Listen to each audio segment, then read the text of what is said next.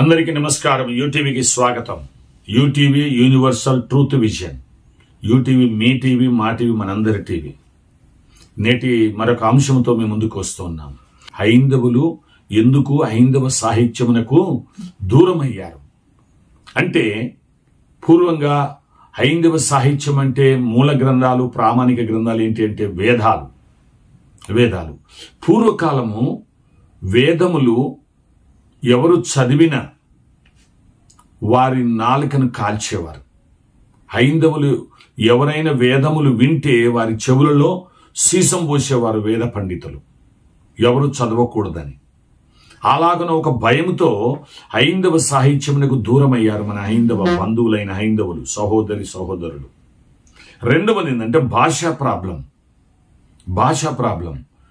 వేదాలు దేవనాగరి లిపిలో ఉండేవి మరియు సంస్కృతములో ఉండేవి. ఇట్టి వీటిని చదవడానికి వీలు పడేది కాదు. అందుకనే మా బంధువులైన హైందవులు ఈ రీతిగా హైందవ సాహిత్యమునకు దూరమై హైందవ మూల గ్రంథాలైన వేద ప్రవచనాలు, వేద సత్యాలు వీటన్నిటికీ కూడా దూరమై ఏదో తెలుసుకోలేకపోయారు. వాటిని తెలియకుండా మన వేద పండితులు, పురోహితులు, అర్చకులు వారికి ఏం చేశారంటే ఆచారములు, సాంప్రదాయములు నేర్పించారు, చెప్పారనమాట. కాబట్టి అందుకని వాటికే అలవాటు పడిపోయారు. అసలు వాస్తవంగా ఏంటంటే తప్పకుండా మనం ఆ గ్రంథాలు చదవాల. ఈనాడు చాలా మంది వేద పండితులు కూడా వాటిని తెలుగులో అనువదించి అందరూ తెలుసుకోవాలని ఉపనిషత్తులే కాని, వేదాలే కాని, అక్షర వాచస్పతి డాక్టర్ దాశరథ రంగాచార్యులు గారు వేదాలను తెలుగులో అనువదించారు. నిజంగా అది గొప్ప భాగ్యము అందరూ తెలుసుకోవడానికి. అసలు వేదాలలో ఏమున్నది, అసలు వేద ప్రవచనములు ఏం చూపెడుతున్నవి, ఆధ్యాత్మిక ప్రవచనాలే ఆత్మల రక్షణ కొరకు సూచనలు ఉంటున్నాయి. కాబట్టి ఆ వేద ప్రవచనాలు ఈనాడు తెలుగులో అనువదించబడినాయి. సామాన్య మానవుడు సహితము చదువుకోవచ్చును, మార్కెట్లో దొరుకుతున్నాయి. నేను ఇంతకుముందు ఒక ఎపిసోడ్ చేశాను, వేద ప్రవచనాలు చదవండి, ఆధ్యాత్మిక జ్ఞానాన్ని పొందుకోండి, దైవ జ్ఞానాన్ని పొందుకోండి అని. వేద ప్రవచనాలు చదవండి, ఆధ్యాత్మిక దైవ జ్ఞానాన్ని పొందుకోండి అని నేను ఇంతకుముందు ఎపిసోడ్ చేశాను. కాబట్టి నిజంగా చదవాల వేద సాహిత్యాలు. అందరూ అన్ని మతాల వారి గ్రంథాలు చదువుతున్నారు. ఎవరో కొందరు టైం లేకనో సమయం లేకనో చదవలేకపోతున్నారు. కానీ సాధ్యమైనంత వరకు అన్ని మతాల వారి గ్రంథాలు చదువుతున్నారు.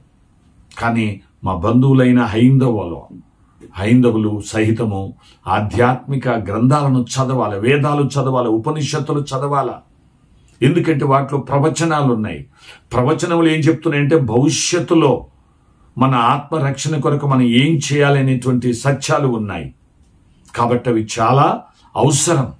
ప్రతి ఒక్కరు, నేను హిందూ అన్న ప్రతి బిడ్డ కూడా, ప్రతి ఒక్కరు కూడా వేదాలలో ఏముందో తెలుసుకోవాలా, చదువుకోవాలా. అవి మనల్ని ముందుకు చూపెడుతూ ఉంటాయి, ఎలాగ వెళ్ళాలి ఏంటి అని. ఆ ప్రవచనాలు చాలా అవసరం. ఆనాడు ఋషులు, మునులు, తపస్సిద్ధులు వారు సంవత్సరాల కొద్దీ హఠయోగం పుచ్చుకొని పర్వతాలలో, కొండలలో, గుట్టలలో, అరణ్యములోకి వెళ్ళి వారు ఆత్మ సాక్షాత్కారం పొందుకొని విలువైనటువంటి వేద సంపత్తును సంపాదించి పెట్టారు. అట్టి ప్రవచనాలు మనం చదివినప్పుడు భవిష్యత్తు ఏం జరగబోతుంది, భవిష్యత్తు మన ఆత్మ రక్షణ ఏంటి, ముక్తి మోక్షం పొందుకోవాలంటే ఏం చేయాలి అనేటువంటివి అందులో చెప్తున్నాయి. ఎవరు మనల్ని రక్షించగలరు, ఎవరిని మనల్ని మోక్షం చేర్చగలరు అనేటువంటి సత్యాలు అందులో దాగి ఉన్నాయి. కాబట్టి ప్రతి ఒక్కరూ చదివితే చాలా మంచిది. వారు చదవకపోవడానికి కారణము పూర్వకాలం భయం. మా తాతలను ఇంకా పెద్దలను నేను అడిగినప్పుడు, వేదాలు చదవకూడదురా, చదివితే నాలుక కోసేస్తారు, కాల్చేస్తారు, వేదాలు వింటే కూడా చెవుల్లో సీసం పోస్తారు అని.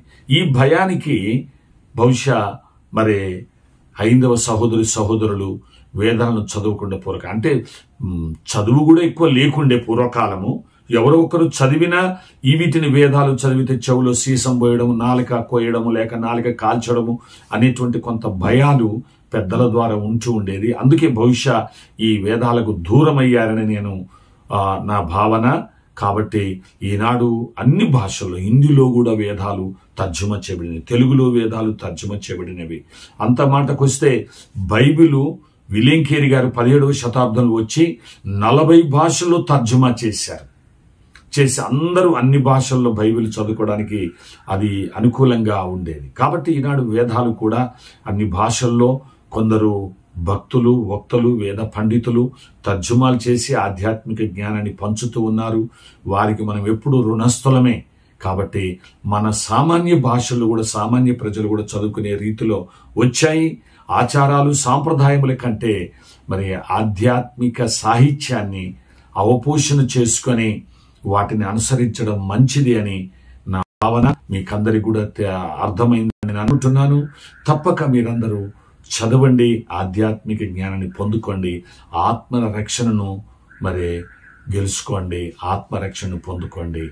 అట్టి మరి కృప భగవంతుడు మనందరికీ దయచేయును గాక.